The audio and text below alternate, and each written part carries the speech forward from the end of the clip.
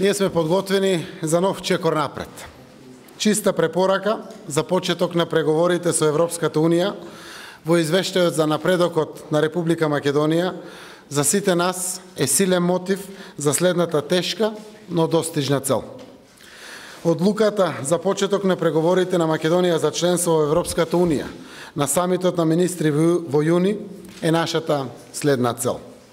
Владата на Република Македонија уште поенергично ќе ги води реформските и политичките процеси во следните 2 месеци, за во јуни Република Македонија да добие датум за почеток на преговорите со Европската Унија.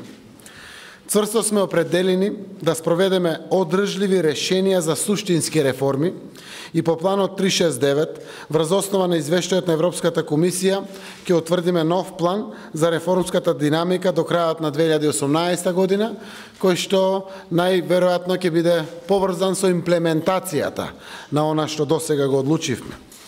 Ова му го соопштив на еврокомесарот Јоханес Хан на средбата што имавме утрово, при што се заблагодарив на државите од Европската Унија што ги поддржаа нашите напори во обновата на демократските вредности.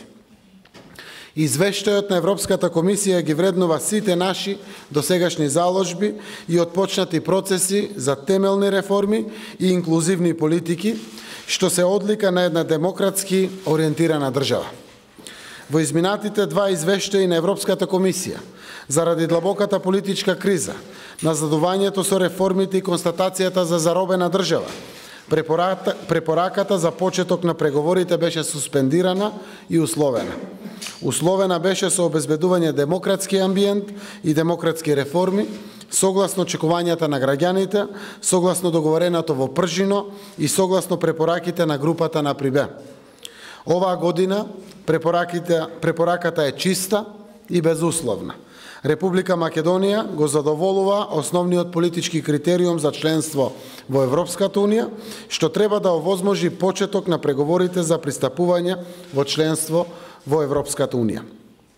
Мнозинската волја на граѓаните, застанати зад определбата за едно современо општество за сите, ја донесе одлуката за демократска и европска Република Македонија и за промена на стагнацијата со проактивни политики кон реформи и пријателства што придвижуваат напред.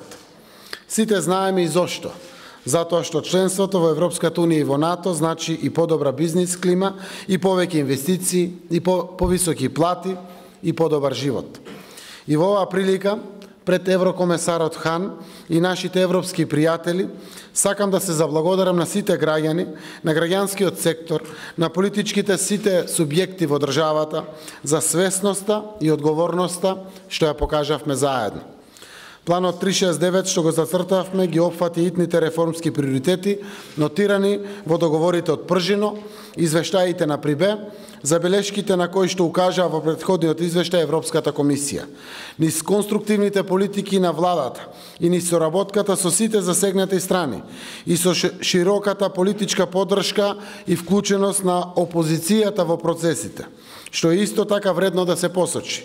Донесовме важни законски решенија согласно успешни европски практики за независно судство, професионални разузнавачки служби, ефикасна јавна администрација и така натаму. Ќе овозможиме и професионални медиуми и доверливо изборно законодавство. Ги усвоивме најважните стратегиски документи со поддршка од сите парламентарни политички партии.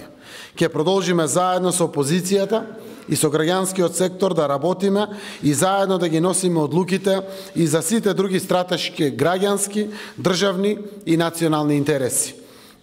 Тука мислам и на обезбедувањето широк граѓански и државен консензус во решавањето на спорот со Грција. Европската Унија со политиките на строго, но праведно оценување и на отворени врати помага и мотивира во сериозните реформи со кои што се зафативме како Република Македонија и како регион, како и во фокусираноста кон достоинствени решенија за билатералните прашања. Само европските и атлантските перспективи на Република Македонија и на регионот во целина носат квалитетен живот за граѓаните и за нашите држави и само обединета Европа носи целосна стабилност и безбедност на континентот на кој што географски сите припаѓаме, како и шанси за наш вистински заеднички придонес во заложбите за стабилен и безбеден свет. Јас верувам дека преку камерите и граѓаните од Германија и од цела Европа ќе ја доловат нашата среќа поради оваа позитивна препорака. Македонија помина низ многу тешка криза.